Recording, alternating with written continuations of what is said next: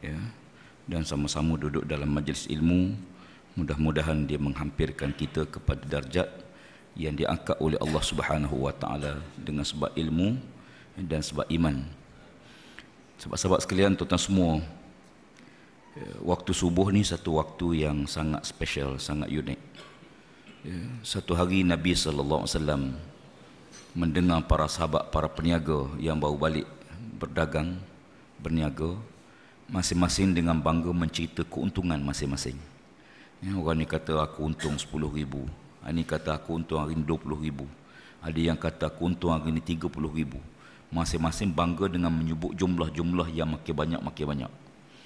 Mendengarkan hal itu, Nabi SAW menghampiri mereka. Lalu kata Nabi, suka tak aku tunjuk pada kamu satu perniagaan yang untungnya lebih banyak daripada apa yang kamu dapat hari ni. Orang meniaga ni dengan untung, tengah tidur bangun tuan-tuan, dengar meniaga untung, lalu mereka kata, ya Rasulullah, ceritakan pada kami. Lalu kata Nabi SAW, raka'ataini minal fajri khairum minad dunya wa ma fiha. Kamu semayang sunat fajar, sunat subuh, 2 rakaat itu lebih baik daripada dunia dan segala isinya. Masya Allah. Subuh itu tuan, raka'ataini minal fajri. Semayang sunat lain tidak seumpama semayang sunat waktu subuh. Sebab itu kalau kita lihat di kalangan mazhab Hanafi sebagai contoh, dia mewajibkan semayang sunat subuh ni. Syafi'i sunat muakkad lah. Tapi di si mazhab Hanafi dia kata subuh ni wajib semayang subuh. Sebab tu mereka mentakhirkan subuh supaya beri kesempatan untuk semayang sunat subuh tu. Demikian. Dan subuh ni juga jadi tanda, tanda kebangkitan Islam. Dan di kalangan masyarakat, sama ada masyarakat Yahudi dan musuh-musuh Islam, dia melihat tanda awal kebangkitan Islam tu dengan ramai jemaah yang datang waktu subuh. Kerana jemaah yang datang waktu subuh ni ialah jemaah yang akan diberi tugas untuk menjadi petugas-petugas Islam, pekerja-pekerja Islam. Di masjid ni macam rumah kita buat kenduri tuan-tuan. Kalau kita buat kenduri kahwin, tetamu yang datang rumah kita ada 3 kategori, 3 jenis. Tamu yang pertama, tamu yang datang awal-awal pagi. Tamu ni tuan-tuan tak payah bagi kad jemputan. Dia datang dengan bawa pisau, nak potong daging, datang untuk bekerja. Tamu yang kedua ialah tamu yang datang pukul 11, time makan. Dia makan, lepas tu dia bersalang dengan tuan rumah. Masa tu tuan rumah pakai baju Melayu, poket kat luar. Ini tetamu yang kedua. Dia tak basuh pinggan, dia bersalam tuan rumah, dia pun cara belah balik. Tamu yang ketiga ialah tamu yang datang bersama pengantin.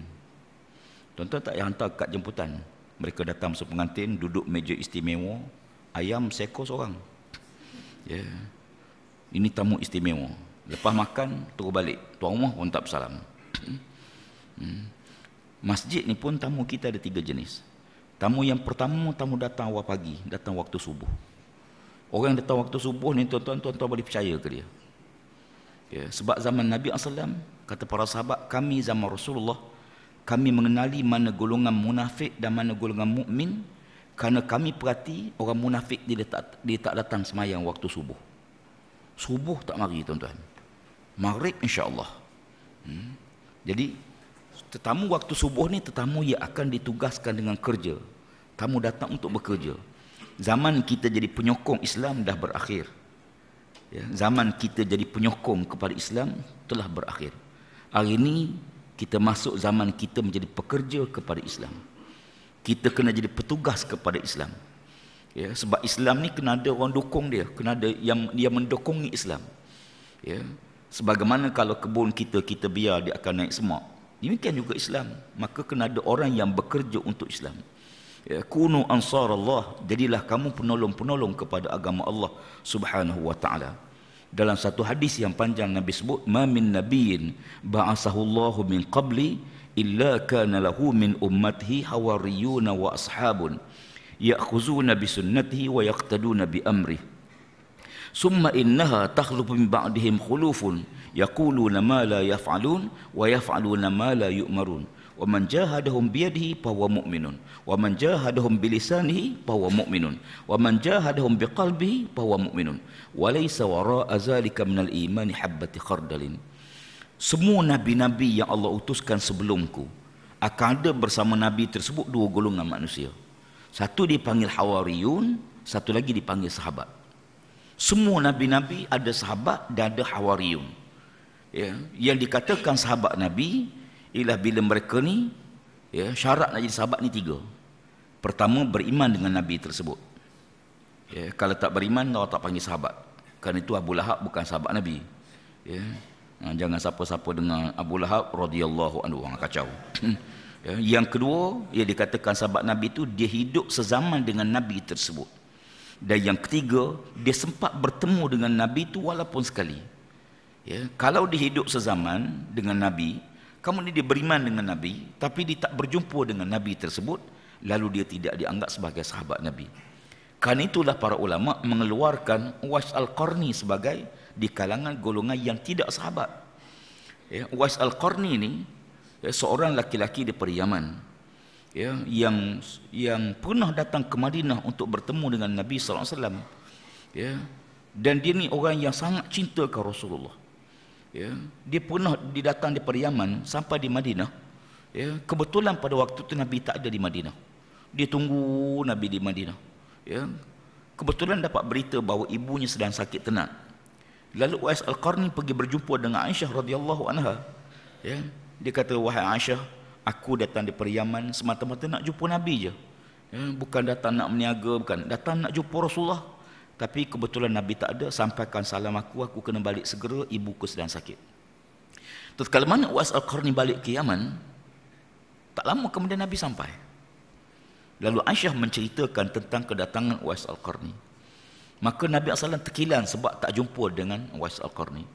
Tatkala mana sahabat Nabi nak pergi berniaga ke Yaman, Nabi SAW menanggalkan jubah baginda, kemudian Nabi kirim kepada Uwais Al-Qarni.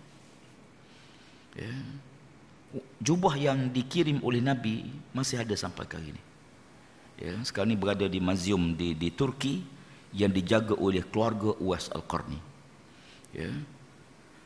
Dan sampai Nabi kata, kalau kamu nak kenal ahli syurga, pergilah kamu ke Yaman, cari orang bernama Uwais Al-Qarni, dia ni ahli syurga.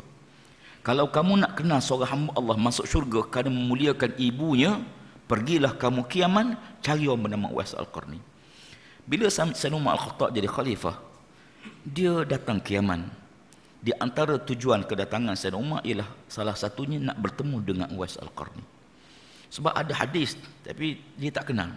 Bila Sayyidina Umar sampai di Yaman, lalu ditanya tentang siapa di kalangan kamu yang kenal Uwais Al-Qarni. Orang tak kenal dia. Ya, orang tak kenal. Ya. Lalu Umar kata mungkin dia dah meninggal. Ya. Hinggalah Sayyidina Umar bertemu dengan seorang laki-laki tua.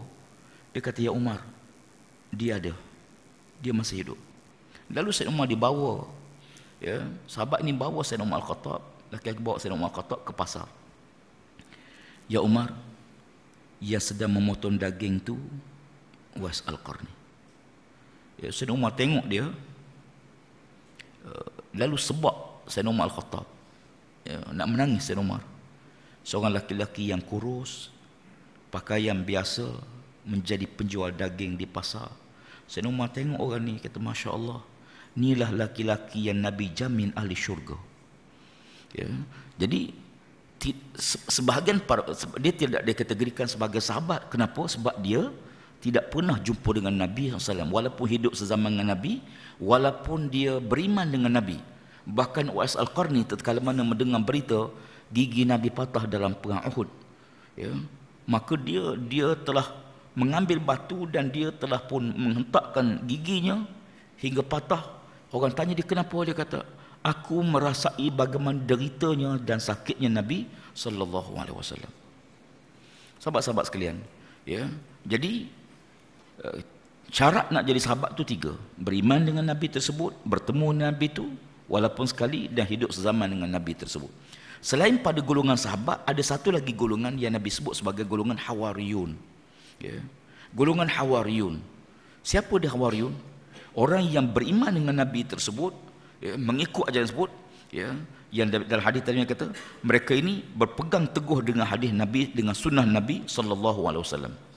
Ya, dan mereka berjuang berkorban masa tenaga untuk mempertahankan syiar itu ajaran dibawa oleh nabi-nabi tersebut. Ya. Sehingga berlaku dua penyelewengan kata Rasulullah. Ya. Bila dah berlaku satu zaman, maka akan berlaku dua bentuk penyelewengan. Penyelewengan pertama, yaquluna ma la yaf'alun. Mereka lahirlah golongan yang bercakap yang dia tak buat apa yang dia cakap. Na'udzubillah min zalik. Yang kedua, wa yaf'aluna ma la yu'marun. Mereka buat sesuatu yang Nabi tak suruh. Benda yang Nabi tak suruh bersungguh-sungguh dia buat. Perkara yang Nabi suruh dia tak buat. Ya. Maka Nabi kata, sekiranya di kalangan kamu membetulkan kedua-dua penyelewengan ini, siapa yang betulkan dengan tangannya, maka dia beriman. Siapa yang betulkan dengan lidahnya, nasihat, dia beriman. Siapa yang betul dengan hatinya pun, dia masih lagi kategori orang beriman. Dan tidak ada lagi iman selepas itu walaupun sebesar zarah sekalipun. Maksudnya, hadis ini menunjukkan pada kita bahawa ada kategori sahabat Nabi. Ramai sahabat Nabi, beribu sahabat Nabi. Yang hawariyunnya, tak ramai. Ya, golongan yang sanggup duduk depan, mempertahankan Islam, berjuang Islam, sanggup korban nyawa, masa, tenaga untuk Islam, tak ramai. Ya. Kalau Nabi Musa AS menyelamatkan Bani Israel, hampir 60,000 beriman dengan Nabi Musa AS. Hawariyun 12 orang saja. Hanya 12 orang saja. Ya. Di kalangan kita, ramai yang sedih bila Islam kalah. Tapi tidak ramai yang bersedia untuk bekerja bagi memenangkan Islam. Ya. Dengar kalah, kita sedih. Tapi waktu orang lain tengah tungku lumuh nak menang ke Islam, di mana kita masa tu? Ya. Sebab itu sahabat-sahabat sekalian, Allah Subhanahu Wa Taala menjadikan kita ni, dia ada tanda dia. Ya. Di antara tanda kebangkitan Islam ialah subuh. Ya. Sebab bahkan Yahudi, kalau dia pergi tengok orang Islam sembahyang subuh seumpama sembahyang Jumaat, itu tanda kehancurannya. Itu tanda kehancuran. Dia menjenguk ke masjid, kalau tengok ada 2 saf, lambat lagi lah. Lambat lagi lah. Ya. Tapi kalau jemaah yang sembahyang tu ramai, tambah pula yang muda-muda lebih ramai, itu tanda kebangkitan Islam. Tuan-tuan boleh ukur tuan-tuan, ketika pergi tengok sembahyang subuh jemaah tu, adalah 2 saf, ada harapan deposit hilang. Tapi kalau ramai tu, sebab dia subuh ni pekerja tuan-tuan. Orang datang waktu subuh ni orang yang bekerja untuk Islam.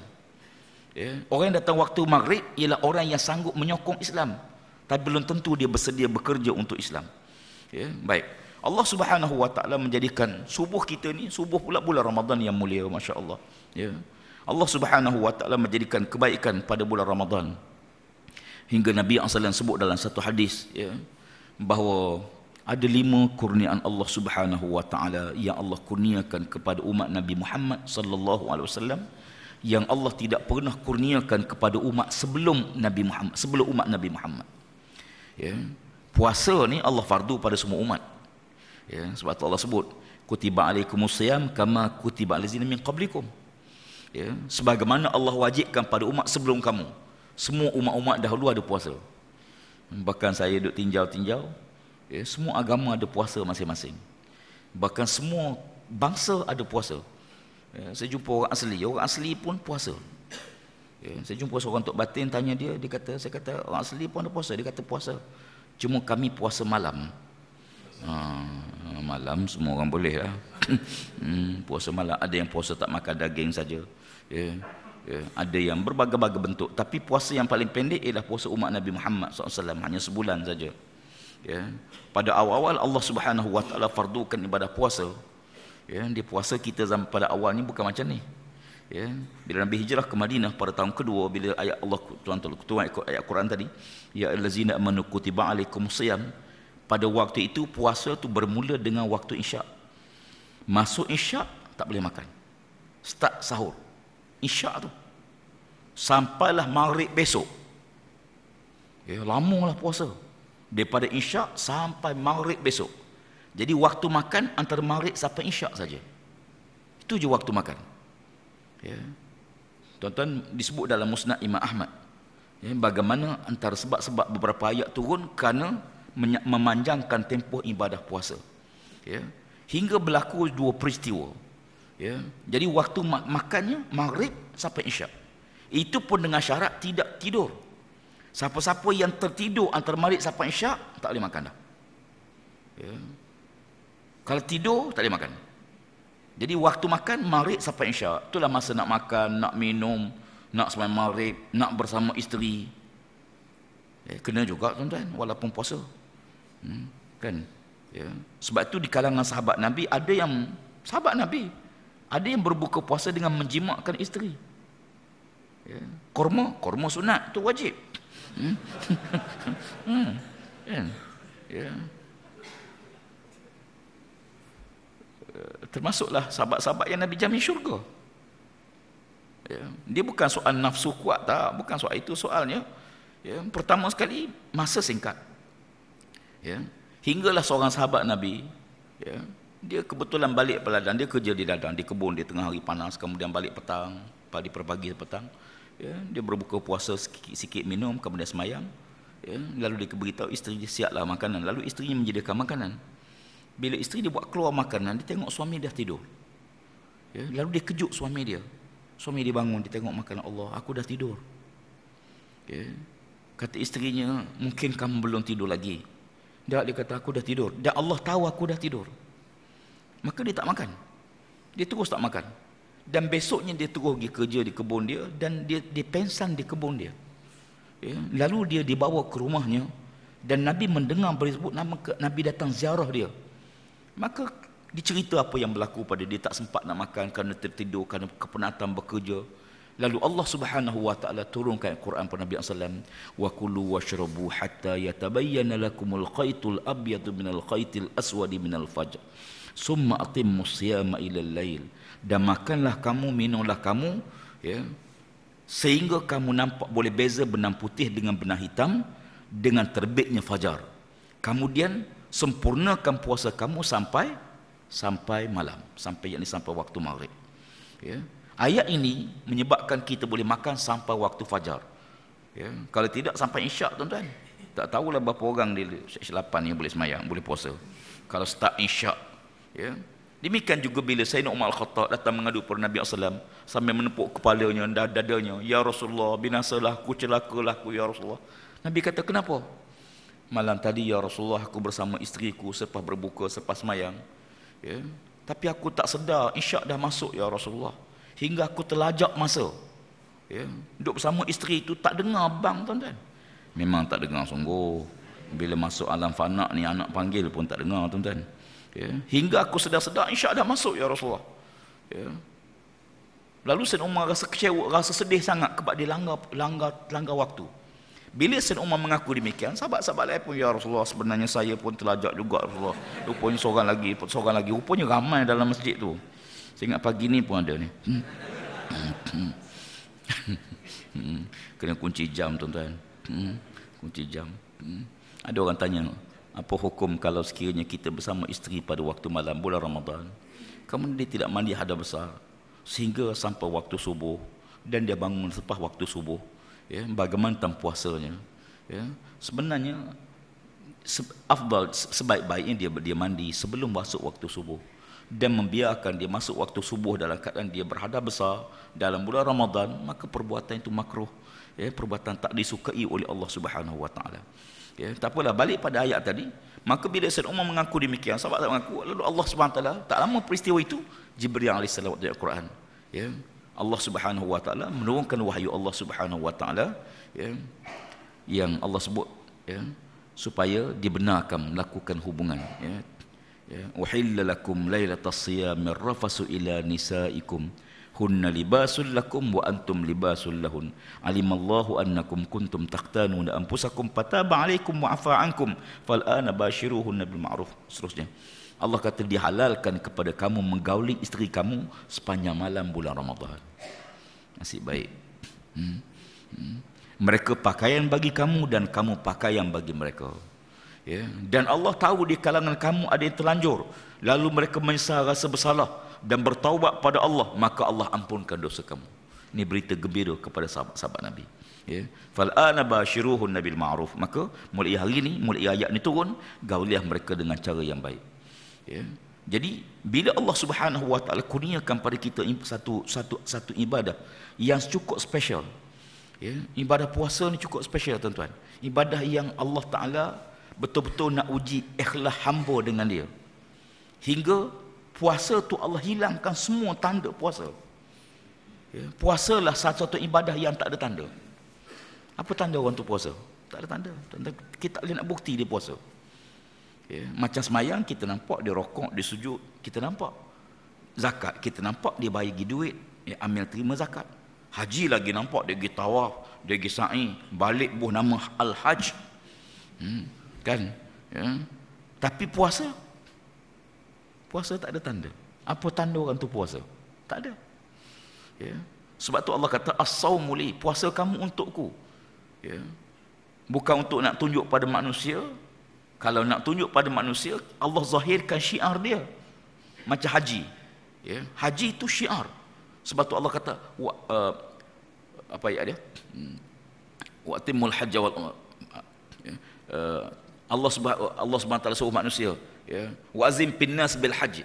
Ya, serulah manusia untuk datang mengerjakan haji. Kenapa Allah tak kata serulah orang beriman?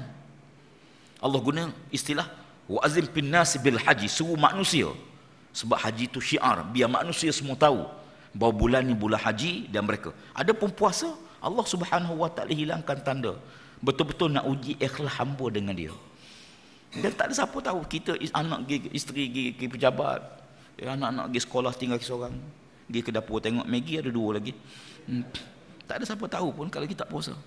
Masuk bilik air, boleh buka pipe direct terus 5 liter sekali. Boleh? Tak ada siapa tahu pun. Tapi Allah Subhanahu wa taala menjadikan ibadah puasa ni satu kurniaan yang disebut dalam hadis Nabi SAW. Allah kurniakan 5 perkara yang tidak pernah dikurniakan kepada umat sebelum kamu. Kata Nabi, 5 ni Allah bagi pada umat Nabi Muhammad sallallahu alaihi wasallam.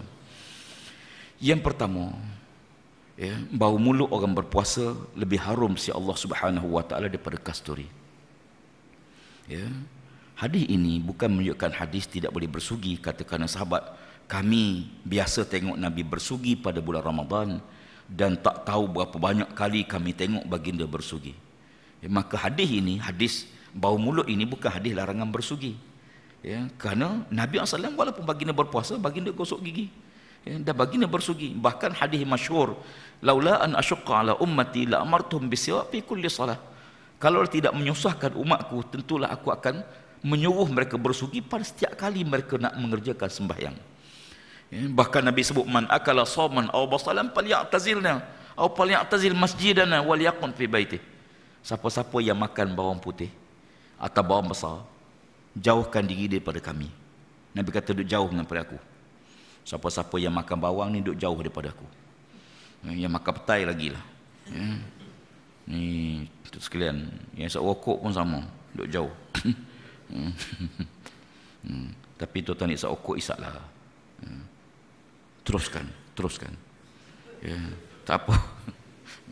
Dia orang ni tuan-tuan, kalau kita larang dia tak berhenti, kita kena suruh. Betul tuan-tuan. Tuan tengok dulu kan, dulu dia signboard dia kata dilarang merokok kan. Dulu dilarang merokok, dilarang berlari, dilarang masuk. Semua konotasi negatif. Tak boleh semua. Tapi sekarang dah ubah. Sekarang banyak tempat dia kata, dia tak kata dilarang merokok dah. Terima kasih kerana tidak merokok. Kan lain tu. Kita tengok pun, kalau kita kaki merokok pun tengok, terima kasih kerana tidak merokok. Okey, sama-sama. Kan? Kita macam kita cucuk duit nak bank lah, kita cucuk, tekan pin, minta maaf duit anda tidak mencukupi, dia katakan. Dia minta maaf, bagus mesin tu, minta maaf wang anda tidak mencukupi. Kita pun kata sama-sama kan. Ya. Dulu dilarang masuk, sekarang sila masuk kalau ada urusan. Jadi betul-betul konotasinya yang positif. Ya. Terima kasih kerana tidak merokok. Mungkin akan datang, merokoklah kalau nak mampus. Begitu kan. Ya. Dia kadang-kadang begitu tuan-tuan. Ya. Bila kita larang orang tak berhenti, kita kena suruh. Ya. Nabi kata, inna mimma adrakan nas min kalamin nubuwatil ula iza lam tastahi fasna ma syi'ta. Ada satu kalimah yang diucap oleh semua nabi-nabi terdahulu. Ya. Nabi-nabi dulu apa dia? Kalau kamu tak malu, buatlah. Kalau kamu tak malu buat, bukan suruh buat. Ya, hadis ni bukan suruh buat. Hadis larang, tapi dengan kata-kata suruh. Ya, macam nak kita dipanjat, turun nanti jatuh, dia nak pergi. Jatuh kan, turun. Naik, naik. Baru dia turun. Macam kita balik rumah lah, kita beritahu isteri, buat kopi abang sikit, dia buat tak tahu je. Buatlah kopi, buat tahu. Tak payah buat. Baru dia pergi buat. Pengalaman. Jadi itu sekalian, bila ada 5 perkara ni saya nak sebut pada pagi ni, insya-Allah kita kongsi bersama hadis ni. Kata Nabi sallallahu alaihi wasallam, "U'tiyat ummati khamsa khisalin fi Ramadan, lam tu'taha ummatun qablahum." Allah kurniakan 5 perkara pada umat Nabi Muhammad SAW yang tidak pernah Allah kurniakan kepada umat sebelum kamu. Yang pertama, khulufu famis shaim atyabu indallah min rihil misk. Bau mulut orang berpuasa di sisi Allah lebih harum daripada kasturi. Orang puasa ni tu sekalian. Sebab tu kalau Nabi sebut banyak hadis tentang bau mulut orang puasa. Agaknya itu satu-satunya tanda orang puasa yang kalau boleh kita ambilkan sebagai tanda dia puasa. Ya. Dan ulama bahas bau mulut ni bukan datang daripada mulut. Kalau datang daripada mulut jadi makruh kita gosok gigi. Ya. Tapi dia bukan perut, dia datang daripada perut. Perut orang yang berpuasa, dia lain. Macam anak kecil lah, baby kita kan, bau mulut kan manis kan, ya, seronok ya. Sebab dia menyusu ibu, dia badan dia peluh pun lain kan, ya, demikian ya. Wa tastaghfiru lahumul malaikah hatta yuftiru. Yang kedua kata Nabi, para malaikat Allah Subhanahu wa taala istighfarkan kepada dia sehinggalah dia berbuka. Bila kita start sahur tadi, malaikat Allah Subhanahu wa taala istighfarkan kepada kita sampailah kita berbuka. Allah Rabbi. Tuan-tuan sekalian, masjid ni dalam hadis lain Nabi kata Allah Subhanahu wa taala bila masuk waktu sembahyang, Allah utuskan para malaikatnya. Malaikat ni akan datang duduk di pintu-pintu masuk ke masjid. Tatkala mana seorang hamba Allah masuk ke masjid, malaikat akan ikut dia. Lalu malaikat tadi mendampingi dia. Dan malaikat tadi mohon kepada Allah 2 perkara. Allahumma firlahu, Allahumma arhamhu. Ya Allah, ampun dosa dia. Ya Allah, rahmati dia. Ya Allah, ampun dosa dia. Ya Allah, rahmati dia. Sampailah orang tu keluar daripada masjid. Lalu malaikat pun berhenti. Ya, itu masuk masjid. Puasa Ramadan start kita sahur, Nabi kata, wa tastaghfir lahumul malaikah hatta yuftiru. Malaikat akan minta keampunan, Allah ampun dosa sampailah kita berbuka. Yang ketiga, wa yazayyinullahu azza wa jalla kulla yawmin jannatahu summa yaqul yushiqu ibadiyas salihun an yulquhu anhum al-masunatu wal adha wa yasiru ilaik. Allah Subhanahu wa taala menghiasi syurga. Dihias syurga tersebut ya, pada setiap hari. Syurga itu dihias tiap-tiap hari. Summa yaqul, lalu Allah Ta'ala berfirman pada syurga tersebut, sesungguhnya di kalangan hamba-hambaku yang soleh, ada yang menderita, yang susah, yang sakit, semata-mata nak cari redha-Ku dan nak masuk dalam syurga ni. Ya. Maka bersedialah kamu, bersiaplah kamu untuk menerima hamba-hambaku yang soleh. Tuan-tuan sekalian, satu hari Nabi kata, hadis lain Nabi kata, ada 4 kalimah. 2 kalimah yang paling Allah kasih, 2 kalimah yang paling kamu perlu. Ya. Ada 2 kalimah yang paling Allah kasih, la ilaha illallah wahdahu la syarikalah. Kalimah yang pertama. Kalimah yang kedua, kalimah yang paling Allah kasih, astaghfirullahalazim allazi la ilaha illa wal hayyul qayyum wa atubu ilaih. Ya, kalimah pertama kalimah tauhid, kalimah kedua kalimah istighfar. Ini paling Allah suka. Ya, tuan-tuan sekalian, manusia besok di pada mahsyar, mereka tidak bimbang sikitnya amalan. Kita besok di akhirat, tuan-tuan, kita tak bimbang sikitnya amalan kita. Yang membimbangkan kita ialah dosa yang tidak diampun oleh Allah. Sikit amalan, martabat dalam syurga mungkin rendah. Tapi dosa yang tak diampun, penghalang masuk syurga Allah. Ya, sebab tu istighfar ni merupakan kalimah yang Allah kasih. Dan 2 lagi kalimah yang kamu sangat perlu, kata Rasulullah. Kalimah pertama, Allahumma inna nas'aluka ridhaka wal jannah. Ya Allah, ya Tuhan kami, ya, sesungguhnya kami mohon padamu ya Allah redha-Mu Ya, kita hidup ni nak cari redha Allah Subhanahu wa taala. Sebab bila Allah redha ni semua baik, tuan-tuan. Kalau Allah redha pada kita, semua baik. Ya. Sebab tu dalam hidup kita ni, pertama cari redha Allah. Ya, redha Allah, bila Allah redha pada kita, semua akan berubah. Kalau Allah bagi sakit, kita tidak jadi kecewa dengan sakit, putus asa dengan sakit. Kalau Allah bagi nikmat, nikmat tu tidak merosakkan. Tuan-tuan bayangkan Nabi Ibrahim AS, bila Allah redha Nabi Ibrahim, api yang sifat membakar boleh tidak membakar. Campak Ibrahim, api jadi sejuk, bercanggah dengan tabiat api. Ya. Api ni makhluk yang orang tanya Sayyidina Ali bin Abi Talib, "Ya Ali, apakah makhluk yang paling hebat dicipta oleh Allah?" Kata Sayyidina Ali, "Yang paling hebat sekali api. Apilah makhluk yang paling hebat sekali." Ya. Kenapa? Kerana Allah jadikan neraka tu daripada api. Neraka ni api, tuan-tuan. Ya. Ya Ali, ada lebih hebat daripada api tak? Ya. Dunia ni ada lebih hebat daripada api? Ali kata ada. Ya. Iaitu air. Kerana air boleh memadam api. Yang Ali, ada lebih hebat pada air? Ali kata ada. Iaitu awan. Awanlah yang menurunkan air.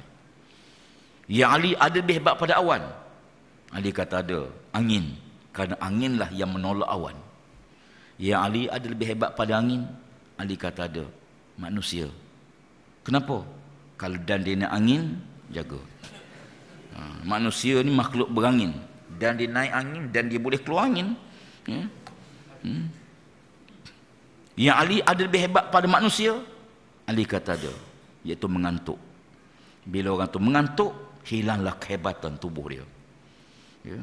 Johan angkat berat, tuan-tuan. Mari dengar kuliah subuh, kita tengok, Allah, kesian. Bawa sikit pada penagih dadah je. Hilang kekuatan dia, hilang kehebatan dia. Yang Ali, ada lebih hebat pada mengantuk tak? Ali kata ada. Runsing. Kerana orang yang runsing tidak boleh tidur dia. Runsing tak boleh tidur. Dia bergolek tidur. Suami lena semacam, isteri dia bergolek. Dengar cerita suami pergi pejabat qadi, tak boleh tidur dia. Runsing ni menyebabkan tak boleh tidur. Yang Ali, ada tak lebih hebat pada runsing? Ali kata ada. Apa dia? Zikrullah. Zikrullah bukan zikir. Zikrullah mana ingat pada Allah. Kalau Allah takdirkan berlaku, tak usah elaklah akan berlaku. Kalau Allah takdirkan bukan hak kita, tak usah buatlah, tak akan jadi hak kita. Tapi kalau Allah kata memang hak kita, tak ada tangan boleh sekat kita. Ya. Cuma kita tak tahu. Ya.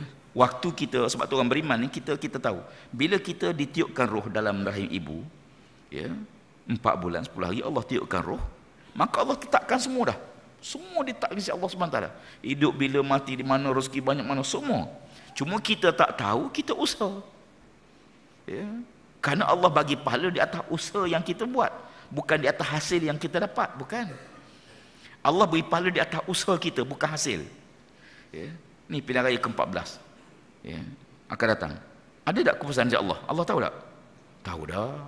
Dah tahu dah siapa yang akan pergi Putrajaya, siapa yang akan balik ke Pekan. Semua dah ada. Ya. Cuma kita tak tahu, kita usahalah.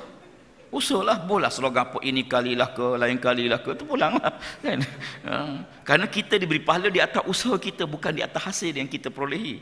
Sebab tu sahabat-sahabat Nabi ni tak kecewa di atas hasil, tapi mereka kecewa di atas dia. Contoh peperangan. Sahabat Nabi mana ada menyesal kerana perang menang kalah, tapi mereka menyesal kerana dia tak boleh turut sama dalam peperangan tu. Itu yang dia sesal. Ya.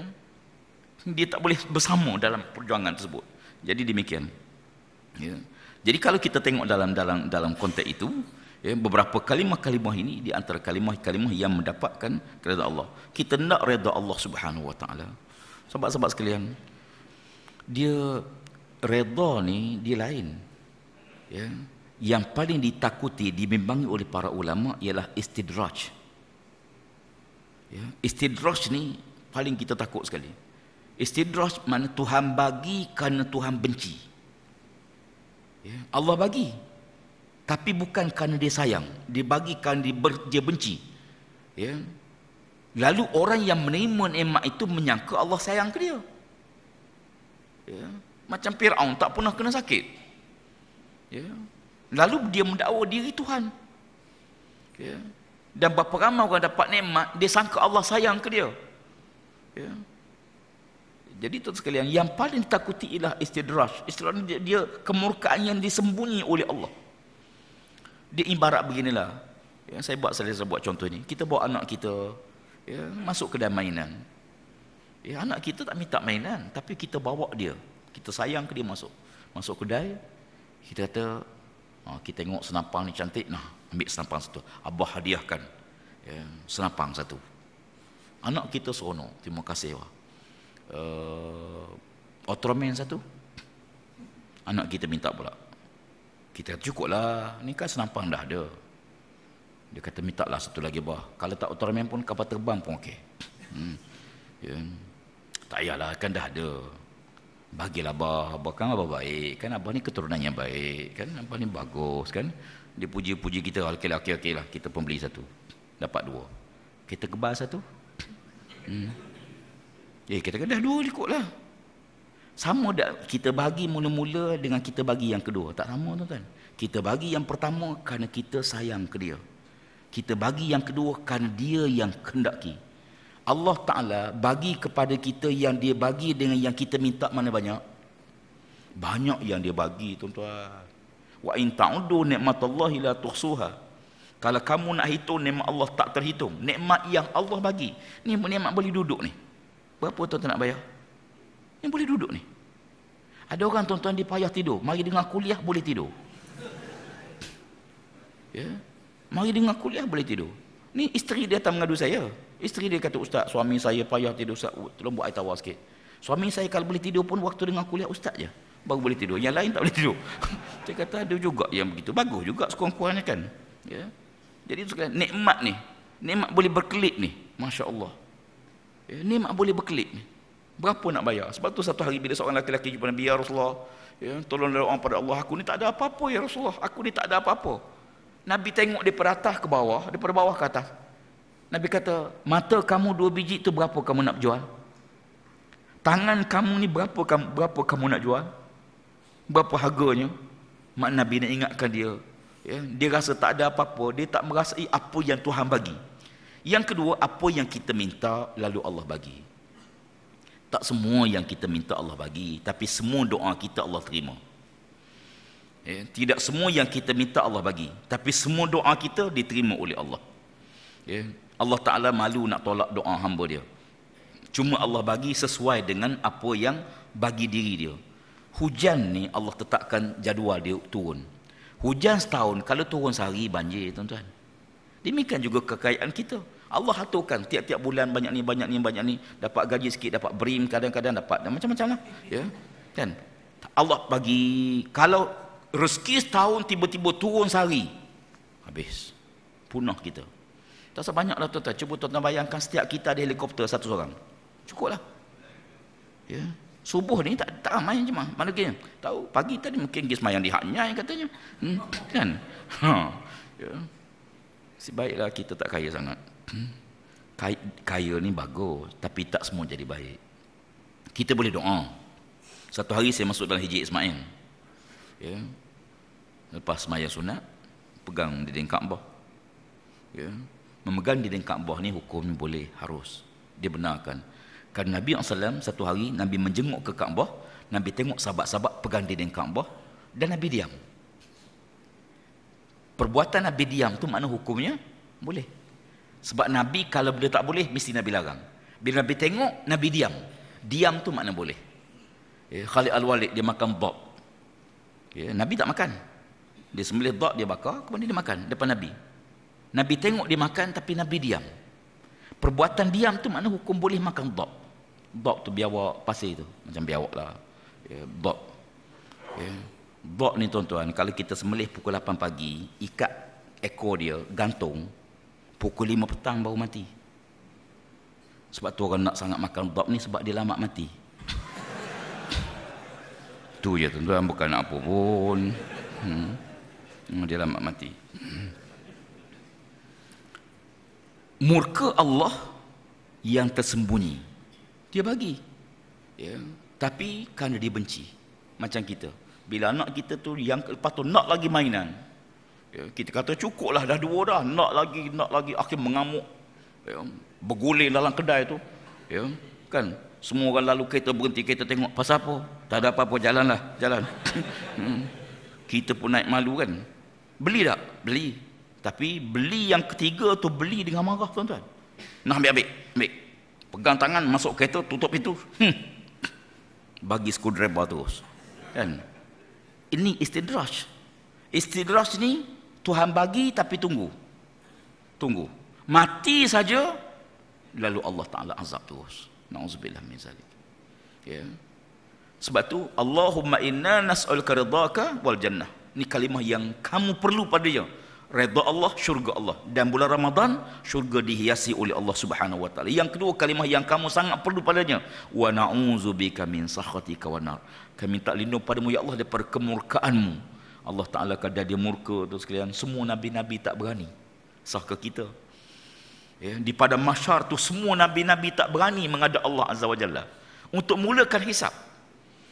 Berharap manusia jumpa Nabi Adam. Nabi Adam kata aku tak berani hari ni. Jumpa Nabi Nuh kata aku tak berani. Jumpa Nabi Musa kata aku tak berani hari ni. Jumpa Nabi Isa, kata Nabi Isa hari ni hari paling celaka bagiku. Manusia menganggap aku sebagai anak Tuhan. Ya. Akhirnya pergi jumpa Nabi Muhammad SAW. Lalu kata Nabi, ana awwalu syafi'in wa awwalu musyafa'un yaumal qiyamah wala fakhra. Akulah orang pertama beri syafaat kepada manusia besok di pada mahsyar, dan akulah orang pertama syafaatnya diterima oleh Allah Subhanahu wa taala. Dan aku sebut ni bukan sebab aku nak sombong. Tuan-tuan sekalian, ni hadis yang menunjukkan tentang kita. Yang ketiga, yang keempat, ya. Wa saffadu fihi mardatu syayatin. Dan dia belenggu syaitan. Ramadan ni Allah tambak syaitan. Ya, bulan lain syaitan tambak. Jin yang jahat tak ditambak oleh Allah.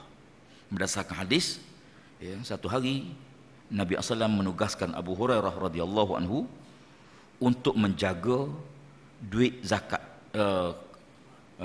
harta, korma zakat fitrah disebut dalam hadis tu. Ya, zakat fitrah yang dibayar kepada Nabi SAW berupa korma yang banyak. Maka Nabi suruh Abu Hurairah jaga. Ya, Abu Hurairah jaga korma ni.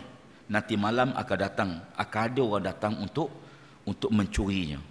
Nabi beritahu, ya Abu Hurairah kamu jaga korma ni, tapi malam ni ada pencuri tak akan datang. Kalau kena kita tuan-tuan, ya, tukar kerja lain lah, confirm dah mari.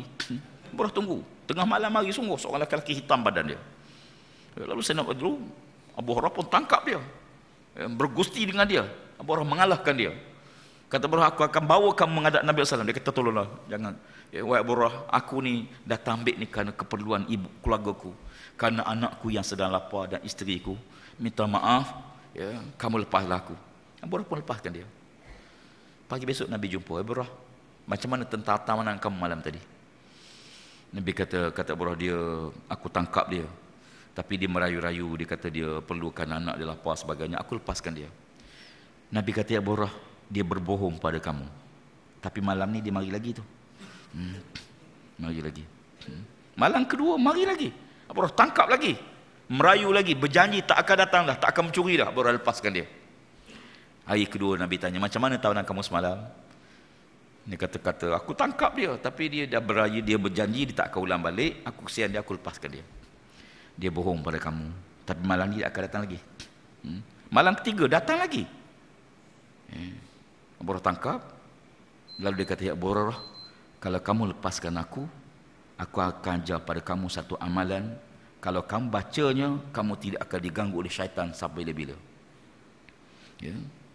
Lalu Abu Hurairah baik, dia pun beritahu, ya Abu Hurairah, sesiapa yang waktu nak tidurnya membaca ayat kursi, syaitan tidak akan mengganggunya sampailah dia bangun pagi besok. Ya. Abu Hurairah pun lepaskan dia. Besok jumpa Nabi. Dia pun cerita.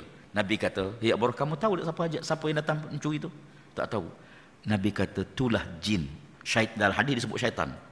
Ya. Itulah iblis yang berupa jin yang datang mencuri. Tapi yang diajar pada kamu itu betul. Oh, syaitan pun ajar betul, tuan-tuan. Jangan main. Ya. Tapi yang diajar pada kamu itu betul. Siapa-siapa yang baca kursi waktu nak tidur, syaitan tak boleh ganggu. Sebab dia syaitan, dia tahulah. Kan? Ya. Yang dibelenggu ni syaitan jenis jin. Syaitan yang gaib. Syaitan manusia tak ditambah oleh Allah. Bulan Ramadan pun ada tuan-tuan. Saya tengok kalau orang cerita aib tu ada lagi. Ni syaitan lah tuan-tuan. Syaitan ni pelacur-pelacur ni syaitan lah tuan-tuan. Dia syaitan daripada jenis manusia. Minal jinnati wan nas. Yang waswas manusia ni, yang merosak manusia dua. Satu jenis jin, satu jenis manusia. Jadi manusia ni memang dia manusia. Tapi dia syaitan. Ada IC, boleh mengundi. Ya. Dia lahir daripada persetubuhan yang haram. Ataupun na'udzubillah, syaitan mendahului persetubuhan sebelum suami mendahului persetubuhan tersebut. Kan sebab tu Nabi suruh kita baca doa. Siapa-siapa yang baca doa Allahumma jannibna wa jannibish syaitan ma razaqtana, sewaktu nak bersama isteri dia, kalau ditakdirkan dia dapat zuriat, kata Nabi, zuriat tu tidak akan diganggu oleh syaitan sampai bila-bila. Saya baca hadis ni hebat ni. Nabi kata bacalah doa ini waktu nak bersama isteri. Kena baca tuan-tuan. Tak ingat tak apa, tulis tampal dinding katil tu. Bila nak bersama, sabar. Cari doa tu. Allahumma hilang pula doa cucu ambil kan. Allahumma barik lana fima razaqtana wa qina azabannar. Makanlah. Paling tidak pun minta lindung pada Allah daripada syaitan. Memang kerja syaitan. Ramadan ni tuan-tuan, bila Allah belenggu syaitan, tuan-tuan rasa tak perbezaan dia? Betul. Ya. Bila syaitan tak ada, kita rasa betul. Pertama, suasana. Orang rajin beribadah, ringan beribadah. Tuan-tuan, kita tahulah, kita nak sembahyang sunat 2 rakaat lepas sembahyang fardu. Ya, sunat qabliyah ba'diyah pun malah tuan-tuan. 2 rakaat je. Tarawih ni 8 rakaat. 3 witir. Tazkirah lagi. Tengah malam bangun tengok bola lagi. Ya. Jadi kalau kita tengok begitu kan, bila syaitan tak ada, pertama kita rasa suasana ibadah tu okey. Ya. Saya perhati tempat saya ada seorang pakcik orang tua, saya kenal dia ni. Dia memang bukan kaki masjid pun. Tak pernah nampak muka masjid. Ramadan ni mari masjid tuan-tuan. Saya tengok, pakcik ni mari masjid. Mana pakcik ni kalau syaitan tak ada, okey dah juga dia ni. Kan? Allah belenggu syaitan.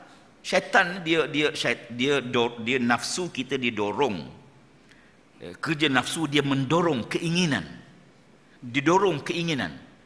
Cuma bila syaitan ada, dia menyambung dorongan tu untuk buat. Ya. Jadi bila syaitan tak ada, dorongan tu ada. Dorongan tu. Macam itu tuan pergi bazar, ke bazar Ramadan, tengok ada keinginan, seronok, sedap semua. Nak beli semua kalau boleh kan. Bahkan Ramadan kalau ada orang jual bata panggang, ada orang beli tuan-tuan. Bata rumah tu salut dengan santan sikit, kibar perlahan. Kan? Pakcik jual apa? Bata panggang. Bungkus 2. Kan? Ni Ramadan ni memang tengok benda semua, benda sedap. Ya. Syaitan ni bila dia tak ada, pertama kita rasa ringan beribadah. Yang kedua, masa kita panjang. Kita rasa masa kita panjang tu sekalian. Yang ketiga, orang mudah menderma, mudah beri sumbangan. Sebab Allah Ta'ala sebut, asyaitan ya'idukumul faqr. Syaitanlah yang membisik kepada kamu kemiskinan. Kita rasa miskin, sesak ni, kita rasa hilang bila kita sedekah je tuan-tuan. Bila kita buat benda lain, kita tak rasa macam tu.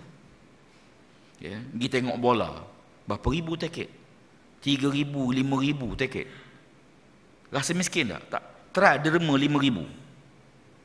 3 minggu termenung. Silap. Ya. Betul. Kalau kita beli kasut 200 lebih, tak rasa apa. Derma 200 ni rasa besar tuan-tuan. 200. Ish.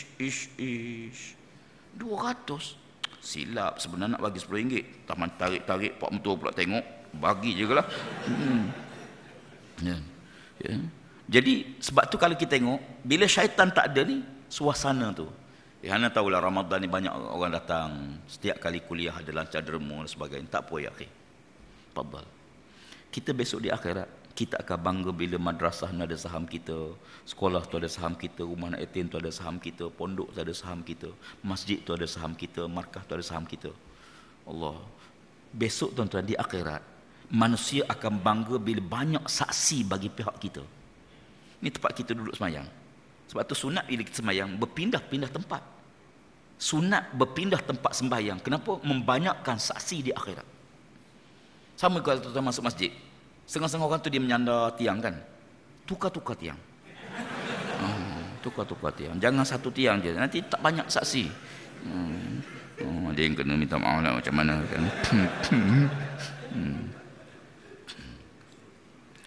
Baik. Fala yakhlusu ila ma kanu yakhlusuna ilaihi min ghairi. Ya, di mana syaitan ni tidak boleh lagi mengganggu kamu sebagaimana dia mengganggu kamu selain pada bulan Ramadan. Bulan Ramadan ni syaitan kan nak pergi masjid, syaitan bisik, pujuk. Ya, Ramadan ni tak ada kita nak pergi je. Ya, nak pergi semayang, pakai pakaian pergi. Bulan bukan Ramadan, Allah Rabbi. Dah siap kain tu, anak pula menangis. Ya, isteri pula kata jagalah sekejap dia nak mandi. Allah. Ya, kita pun baru hari itulah beli kain barunya nak pergi masjid kan. Ada je halangan. Start kereta tak hidup pula. Start kereta tak hidup. Ya, akhir turun, berlari sama rumah, ambil kunci motor. Ya, start motor, hidup. Ya. Isteri kata, topi keledar, berlari pula ambil topi pasang. Start. Sampai masjid, tongkat motor, tu imam nak rokok dah. Berlari masuk, Allahu Akbar, Alhamdulillah, rokok. Sujud, boom, terlupa tangga topi keledar. Jangan main tu kan. Dia kerja-kerja sangat. Syaitan kata Nabi, dia mengganggu kamu selain pada bulan Ramadan. Wa yughfaru lahum fi akhiri lailah. Qila ya Rasulullah, ahya lailatul qadr? Qala la, walakin al-amila innama yu'affa ajruhu iza qada amaluhu. Ya akhir sekali yang kelima kata Nabi sallallahu alaihi wasallam, wa yughfaru lahum fi akhir lailah. Allah ampun dosa kamu kata Rasulullah pada setiap akhir malam. Bila habis malam nak masuk fajar, Allah ampun dosa kita pada hari tersebut. Allah Rabbi. Ya, berita paling gembira di padang mahsyar, Allah ampun dosa kamu. Ya, dunia ni bila kita ada semua ada dosa tuan-tuan. Di kalangan kita semua ada dosa. Cuma ada dosa yang orang tahu, ada dosa yang Allah sembunyikan. Ada dosa yang kita tak tahu, yang orang lain tak tahu. Kita tahu kita buat dosa. Ya, kita tahu dulu zaman muda kita tak pernah ada pernah tinggal semayang, kita tahu. Ya, sekarang semayang tak tinggal lah, insya-Allah. Dulu zaman muda dulu pernah beli nombor ekor kan, takkan tak ingat ya, kan dulu. Sekarang insya-Allah tidaklah. Dulu zaman muda pernah hantar orang mandi kan, sekarang taubat dah sebab mata dah tak nampak dah. Jadi makna zaman-zaman dulu ada dosa, naudzubillah. Mungkin di kalangan kita ada yang buat dosa besar pun, mungkin ada dosa berzina, ya, dosa minum arak, dosa rasuah, dosa telah guna, macam-macam tu sekalian. Dosa ni dia ada, bukan tak ada.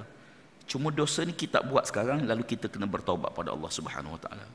Ya, dosa yang dah lepas ni macam mana kita tak boleh undur ke belakang. Ya, kalaulah boleh kita balik semula ke zaman itu, nescaya kita akan tidak ulang balik apa yang kita buat. Tapi oleh kerana kita pernah buat, dan kita minta ampun pada Allah Subhanahu Wa Taala.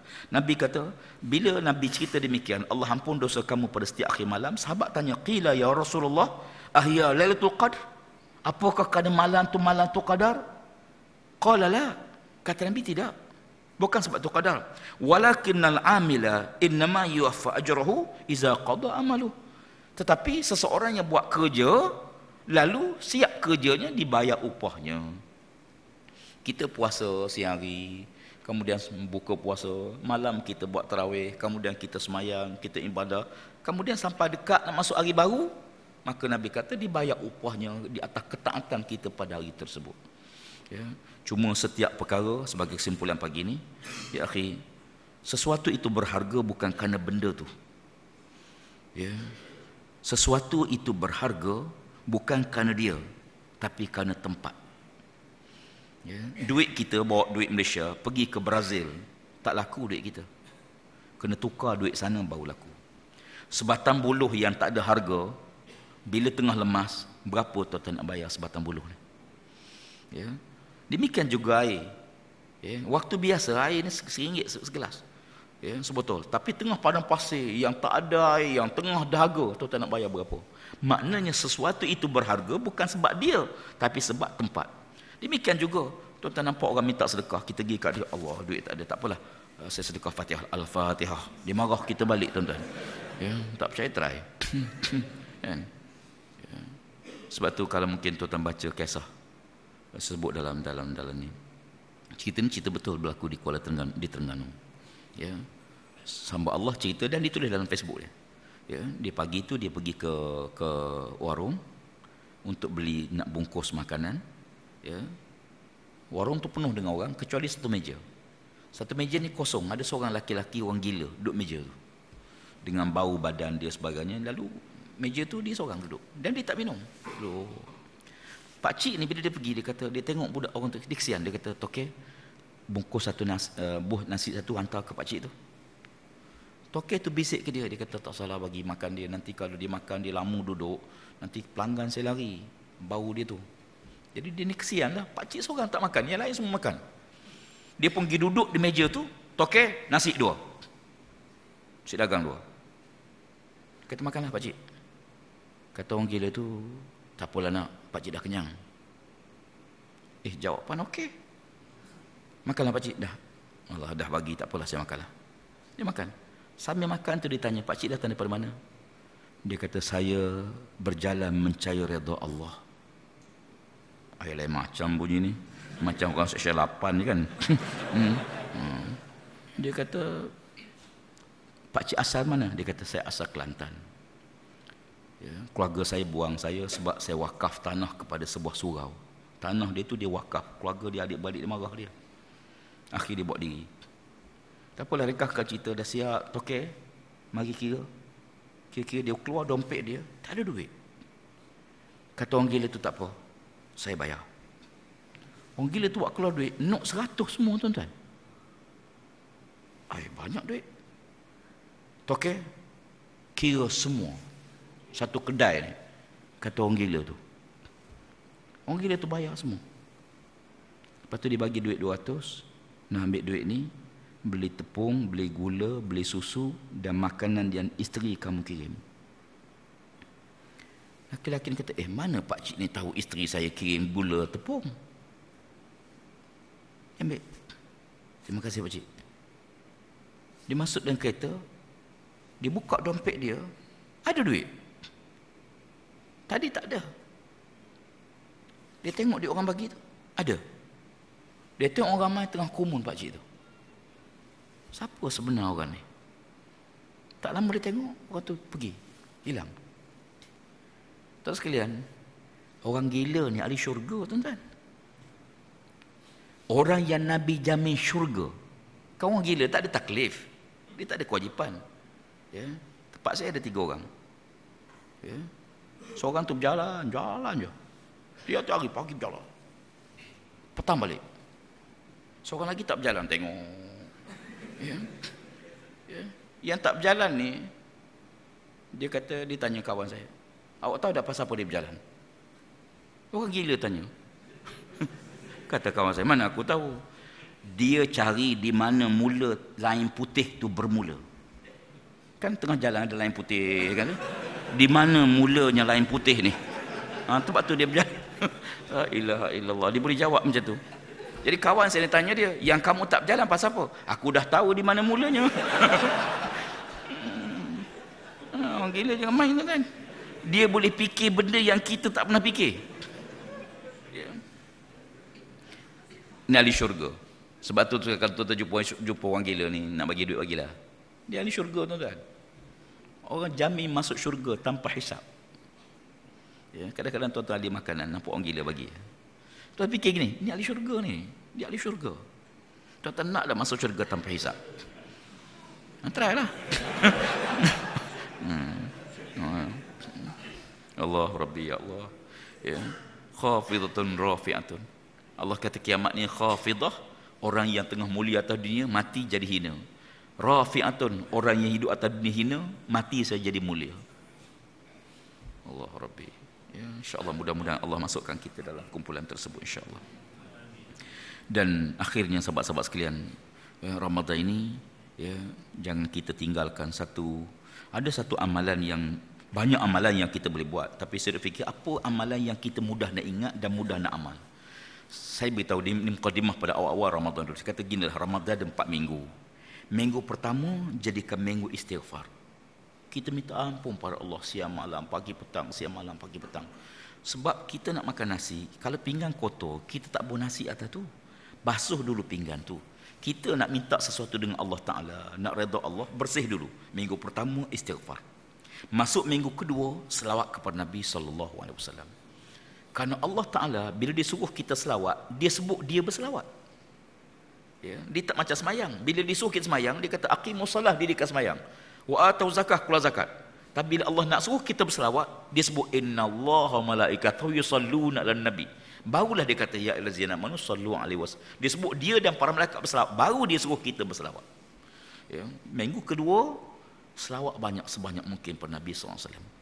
Ya, minggu ketiga zikir yang paling Allah kasih. Subhanallah walhamdulillah wala ilaha illallah wallahu akbar. Setelah kita buat 3 fasa ni, masuk minggu yang akhir ialah minggu munajat doa dengan Allah. Doa yang paling sempurna, paling lengkap, bukan paling sempurna, paling lengkap. Rabbana atina fid dunya hasanah wa fil akhirati hasanah wa qina azabannar. Ya. Kalau tuan malas sangat doa pun, ya Allah, Rabbana atina fid dunya hasanah wa fil akhirati hasanah wa qina azabannar. Paling malas lah, jangan kat tangan ya Allah macam biasa ya Allah. Oh tu ada juga tuan-tuan. Malas sangat macam biasa ya Allah. Macam masuk kedai kan. Tok kata minum apa? Biasa. Oh. Dengan Tuhan ni paling tidak, kalau kita boleh bahagi macam tu, ni minggu ke berapa ni? Kedua dah. Hari ni dah 11, 12 hari. 14 hari puasa. Allah Rabbi. Cepat betul lah. 14 hari dah. Memang confirm 14. 14 hari puasa, Masya Allah. Kita maknanya kita dah masuk habis minggu kedua. Dan insya-Allah lepas ni kita akan masuk minggu ketiga. Minggu ketiga, kalau ikut tertib tadi, minggu pertama istighfar, minggu kedua selawat, minggu ketiga ialah zikir yang paling Allah kasih. Ya. Dalam Ramadan ada zikir Nabi ajar Aisyah. Nabi kata Aisyah, inta tu qadar. Kata Aisyah, kalau aku nampak buat benda. Saya tengok nampak tanda-tanda tu qadar. Nak buat apa? Nabi kata engkau baca doa ni, Allahumma inna nas'aluka ridhaka wal jannah wa na'udzu. Itu doa. Minggu ketiga ialah minggu kita berzikir dengan Allah Ta'ala. Subhanallah walhamdulillah wa la ilaha illallah wallahu akbar. Subhanallah. Terus sekalian jangan masuk kereta zikir. Ya. Kalau sekarang ni muzik kan, masuk kereta dengan muzik, masuk lift dengan muzik, handphone bunyi muzik. Ya. Sekarang kita jadikan minggu ketiga ni minggu kita berzikir. Last sekali, mohonlah keampunan Allah Subhanahu Wa Taala. Jangan lupa sahabat-sahabat kita di Palestin, di Gaza yang hari ni dapat berita pagi ni. Ya, malam tadi ada waktu kita tidur, mereka dibom. Ya, malam tadi saja pun dah berapa orang? Ya, dah 8 malam tadi. Campur berita yang terkini kat 80 orang dah gugur syahid. Dah hampir 700 yang dihantar ke hospital. Ya, cedera. Ya. Tapi satu fenomena yang luar biasa, kebencian dunia kepada Yahudi sekarang. Negara pertama buat demonstrasi Perancis. Perancis buat demonstrasi menentang keganasan Zionis. Dan hari ini keluar berita macam-macam, termasuk di dalam Israel sendiri, mereka yang benci di atas tindakan gerakan Zionis ni. Nampak dunia dah begitu, fenomena dunia mula benci ya, kepada tindakan kejam mereka. Doa pada Allah Ta'ala, kita tak mampu nak bawa senjata, tak mampu nak pergi berperang sama dia, tak mampu nak hantar. Yang kita mampu, kita bagi duit, dan duit ni pun tuan-tuan kena salur kepada saluran yang betul lah. Ada pihak yang mengambil kesempatan yang menyamar untuk dana Palestin, tapi sebenarnya tak sampai Palestin. Palestin pun kena cek juga ya. Dan ada yang kita salur dengan pihak-pihak tentu yang kita yakini ya. Yang keduanya sekalian, itu saja pagi ini, mudah-mudahan diberkati Allah Subhanahu Wa Taala. Ana rasa sekadar dulu insya-Allah ya.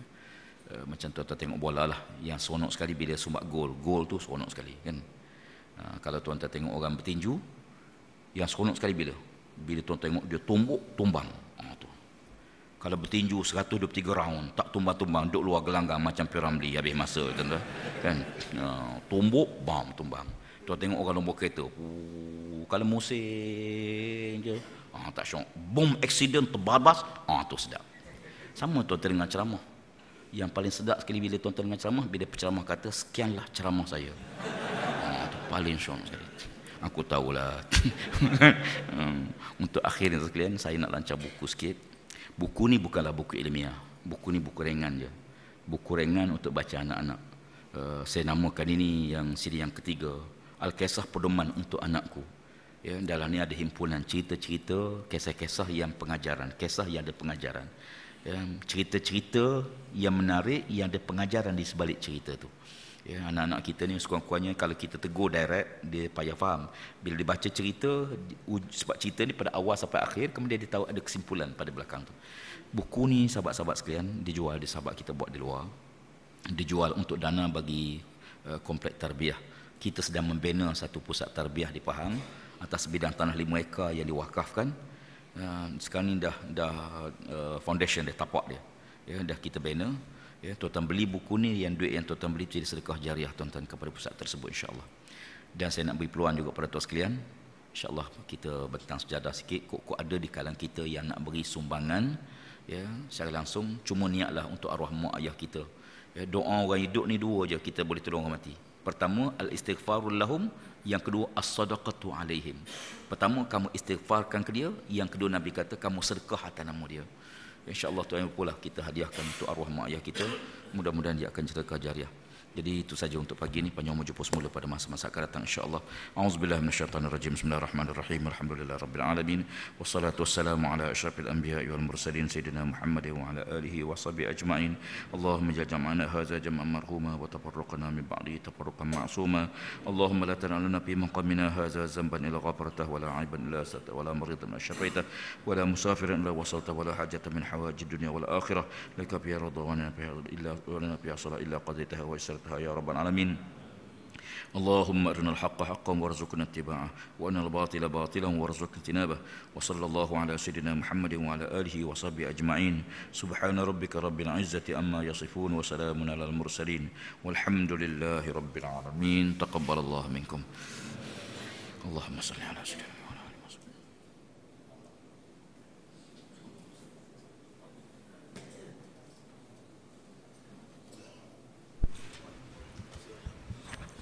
Assalamualaikum warahmatullahi wabarakatuh. Di belakang sana kita ada petang sejadah ya, bagi siapa yang menginfak begitu berbinaan boleh buat ibadahnya, insya-Allah. Assalamualaikum warahmatullahi wabarakatuh.